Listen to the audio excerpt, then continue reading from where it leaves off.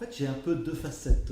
Une première facette sur l'innovation, et à ce titre, je suis directeur scientifique de la Fondation Internet Nouvelle Génération, qui s'intéresse tout particulièrement à l'innovation d'usage. On verra un peu tout à l'heure justement ce que ça recouvre.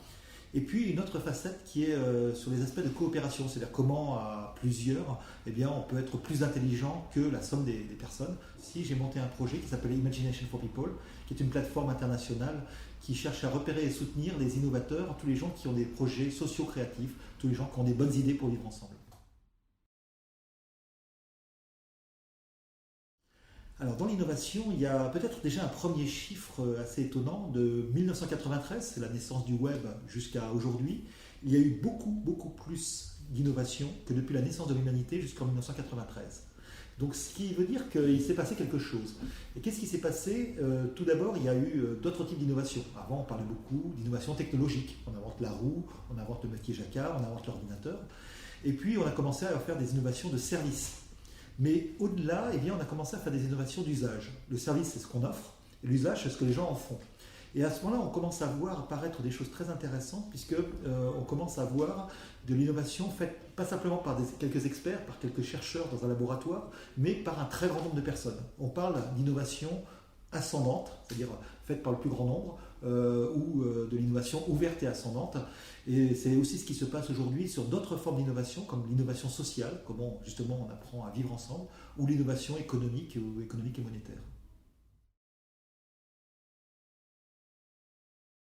Alors c'est vrai que la coopération ça a pas mal changé aussi. Jusqu'en à peu près dans les années, début des années 90, à peu près les mêmes dates d'ailleurs que l'arrivée du web sur Internet, je dirais la plupart des professionnels, des anthropologues et autres disaient on ne peut pas coopérer à plus que 12 personnes pour des raisons cognitives. Et donc au-delà, soit on fait une hiérarchie avec des douzaines de douzaines, soit on prend des représentants, soit on trouve notre astuce, mais on ne sait pas coopérer à plus.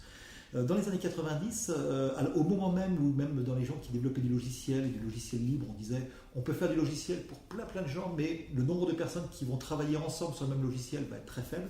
Eh bien, il y a un petit gars qui n'avait pas du tout entendu parler de ça, qui s'appelait Linus Torvald, qui a commencé à coopérer à 1000 personnes pour fabriquer un logiciel, un système d'exploitation, Linux, et ça a marché. Et dans les années, à peu près une dizaine d'années après, dans les années 2000, eh bien, on a pu voir qu'on pouvait coopérer comme ça, pas simplement sur la technologie ou sur le logiciel, mais aussi sur d'autres choses. On a monté, par exemple, dans l'année 2000, l'Internet Fiesta, la fête de l'Internet mondial. Et comme il y avait zéro financement, eh bien, on a pu, avec des méthodes d'intelligence collective, travailler avec 70 pays, 15 zones de travail, un peu partout dans le monde. Donc, deuxième étape là, c'est on commence à apprendre à travailler avec des centaines de personnes. Et je dirais, peut-être au début des années 2000, on aurait pu dire, bon voilà, d'accord, mais on ne va pas arriver à faire mieux que, allez, peut-être 1 ou 2 milliers de personnes maximum. Et il y a un deuxième gars qui ne savait toujours pas qu'on avait raconté ça, il s'appelle Jimmy Wales, et qui a monté Wikipédia, où là on coopère avec des dizaines, des centaines, voire des millions de personnes. Et là, ce qui est intéressant, c'est que c'est encore une troisième forme de coopération, et sur lequel on commence tout juste à comprendre un petit peu pourquoi et comment ça peut marcher, puisque encore une fois c'était impossible il n'y a pas si longtemps que ça, et sur lequel eh bien, par exemple on essaie de répliquer des choses comme ça avec Imagination for People, mais aussi bien beaucoup d'autres projets qui travaillent maintenant avec les réseaux sociaux sur des dizaines, des centaines de milliers de personnes, voire des millions.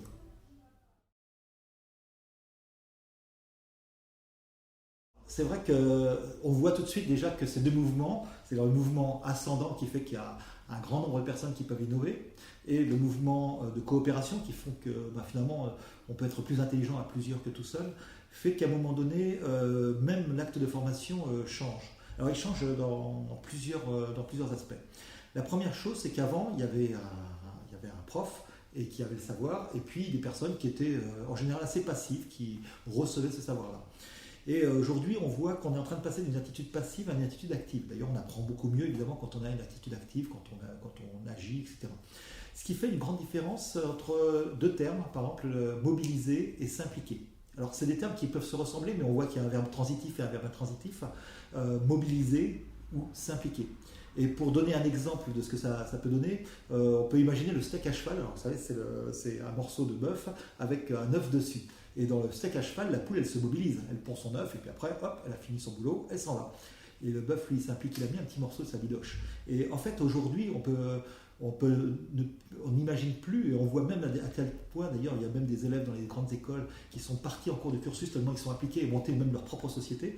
Donc on voit premièrement qu'il y a un phénomène d'implication fort qui fait une grosse différence. Alors évidemment, ça ne marche pas sur toutes les formations, mais ceux qui arrivent à faire de la coopération là-dedans, ça change tout. Alors ça change évidemment le statut même de l'enseignant. Est-ce que c'est un expert ? Est-ce que c'est le chef suprême ou est-ce que ça va être le coordinateur, l'animateur, si je prends des termes de coopération, qui va inciter à aller dans un certain sens. Là, ça devient très intéressant. En plus, non seulement cette frontière entre le formateur et le formé va être un petit peu différente, mais en plus, même à quel moment commence la formation. On ne sait plus très bien. Il y a un concept qu'on appelle le pro-am. Pro-am, c'est un concept qui a été beaucoup développé par le sociologue Patrick Flichy, qui montre qu'un certain nombre de personnes amateurs qui se sont passionnés, par exemple, pour monter des télévisions comme on le fait ici au IARF, ou par exemple des gens en biologie ou des choses comme ça, ont acquis un niveau d'expertise absolument gigantesque. Donc ça veut dire par la pratique. À un moment donné, il peut commencer un acte de formation, mais finalement, où est-ce qu'il commence, où est-ce qu'il termine ? À quel moment ? Est-ce que c'est au moment où intervient le formateur ? Est-ce que ça a commencé avant ? Est-ce que ça continue après ? Donc finalement, évidemment, on sait aujourd'hui qu'on a une formation tout au long de la vie, c'est-à-dire qu'on n'a plus une période de formation et puis après on agit. On voit que c'est un processus continu, et donc ça veut dire que la réflexion même de la place du professeur, de l'enseignant, la place du formateur, le moment où ça commence, la façon dont les apprenants vont s'impliquer, éventuellement collaborer entre eux, insérer ça directement, non pas de façon détachée de leur travail, mais à l'intérieur de leur travail, change énormément de choses. Donc je crois qu'il y a aujourd'hui d'énormes possibilités nouvelles qui s'ouvrent avec les nouvelles compréhensions d'innovation d'un côté et les nouvelles façons de comprendre comment on peut coopérer pour inventer effectivement un enseignement qui peut aller beaucoup plus loin qu'on ne connaît aujourd'hui.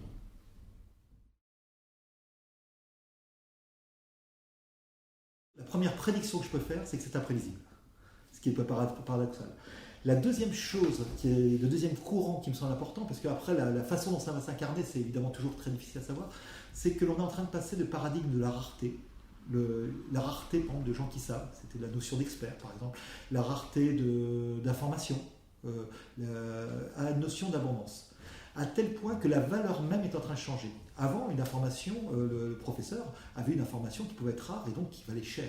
C'est-à-dire que la valeur était dans la rareté. Un secret est rare, s'il était dévoilé, évidemment, il n'avait plus de valeur.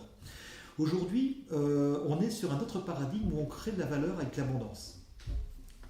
Par exemple, c'est ce qu'on appelle la loi de Metcalfe. Imaginons que je sois tout seul sur la planète à avoir un téléphone, donc être dans le réseau téléphonique. Bon, à part frimer, je ne vais pas faire grand-chose, ça peut être très très intéressant. Si on est deux, c'est déjà un peu plus intéressant, on peut commencer à s'appeler. Si on est 3, 10, 20, 100, ça devient extrêmement intéressant. Et la loi de Metcalfe dit, en fait, dans un réseau, la valeur croît comme le carré du nombre de participants au réseau. Donc réseau téléphonique, réseau d'ordinateur ou n'importe quoi. Donc je dirais ces paradigmes qui ne remplacent pas les autres, de la même manière que l'industrie n'a pas remplacé l'agriculture, on a toujours l'agriculture, et que le tertiaire n'a pas remplacé l'industrie, on a toujours les trois. Eh bien, mais malgré tout, on se surajoutait. Donc une société qui serait à la fois prévisible et imprévisible, et où la valeur va être dans les deux. Une société où la valeur va être dans la rareté, mais aussi dans l'abondance, eh bien c'est une société où je dirais on va être obligé d'ouvrir nos yeux, d'ouvrir nos esprits, pour essayer de partir d'un modèle culturel assez étroit, un monde prévisible et dont la valeur est basée sur la rareté, à un monde beaucoup plus multiple.